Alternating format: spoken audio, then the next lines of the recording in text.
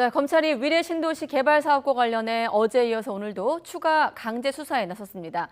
압수수색 대상지만 10여 곳인데 대장동 사업도 오늘 강제 수사 대상에 포함이 됐습니다. 이와 함께 검찰은 서해 피격 사건과 관련해서도 대통령 기록관을 처음 압수수색하고 있습니다. 취재기자 연결합니다. 손효정 기자. 네, 서울중앙지방검찰청입니다. 네, 우선 검찰이 위례 신도시와 대장동 사업에 대해서 동시 강제 수사에 나섰다고요? 네, 서울중앙지검 반부패 수사본부는 오늘 오전 위례 신도시 사업과 관련해 추가 압수수색 영장을 집행하고 있습니다. 어제 대대적인 압수수색의 연장선인데요.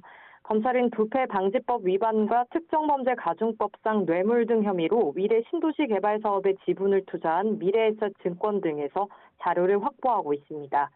위례 사업 2년 뒤 시작된 대장동 개발 사업과 관련해서도 특정경제범죄법상 배임 등 혐의로 압수수색을 진행하고 있습니다. 대장동 사업비를 대출해준 하나은행과 사업 시행사인 성남의뜰 관련자들의 주거지가 대상인 것으로 파악됐습니다. 오늘 두 사업과 관련해 압수수색을 하는 곳은 모두 10여 곳입니다. 검찰은 어제도 위례 신도시 개발 사업 시공사인 호반건설과 함께 유동규 전 성남도시개발공사 본부장과 화천대유 대주주 김만배, 남욱 변호사가 수감 중인 서울구치소를 비롯해 20여 곳을 압수수색했습니다.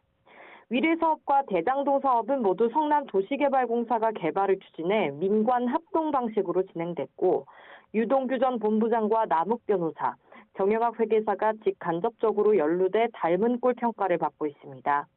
앞서 대장동 사건을 수사하던 검찰은 2년 전 위례 사업에서도 비리 정황을 포착한 것으로 알려졌는데 당시 성남도공 관계자가 위례 개발 정보를 외부 민간 사업자들에게 흘리고 그 대가로 거금을 지급받았다고 의심하고 있습니다. 네, 서해 피격 사건을 수사하는 검찰도 오늘 대통령 기록관을 압수수색하고 있죠. 네, 이번에는 서울중앙지검 공공수사 1부가 오늘 오전부터 세종시 대통령 기록관에 검사와 수사관들을 보내 압수수색을 벌이고 있습니다.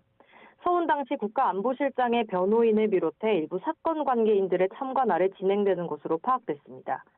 검찰이 서해 피격 사건과 관련해 대통령 기록관 압수수색에 나선 건 이번이 처음입니다. 이번 압수수색에서 검찰은 재작년 9월 해양수산부 공무원 고 이대준 씨가 북한군에 붙잡혀 피살됐을 당시 만들어진 기록물들을 확인할 것으로 보입니다. 각 부처에서 올라온 보고와 북한군 감청 첩보 그리고 국가안보실을 포함한 문재인 정부 청와대의 의사결정 과정이 담긴 문건들이 대상이 될 전망입니다. 이 씨 유족과 국정원에 고발을 접수해 수사에 착수한 검찰은 당시 문재인 정부가 관련 첩보 보고서 등을 무단 삭제하고 이 씨가 자진 월북한 것으로 몰아갔다는 의혹을 수사하고 있습니다. 지난 7월 국정원을 압수수색한 데 이어 한 달 뒤엔 박지원 전 국정원장, 서훈 전 실장 등 주요 사건 관계인의 집을 비롯해 10여 곳에서 관련 자료를 확보했습니다. 주요 관계인들의 압수물 포렌식 작업은 마무리된 것으로 파악됐는데요. 검찰은 대통령 기록물과 지금까지 확보한 증거물의 내용을 분석한 뒤 박지원 전 국정원장을 비롯한 핵심 피고발인들과 소환 일정을 조율할 것으로 보입니다. 지금까지 서울중앙지검에서 전해드렸습니다.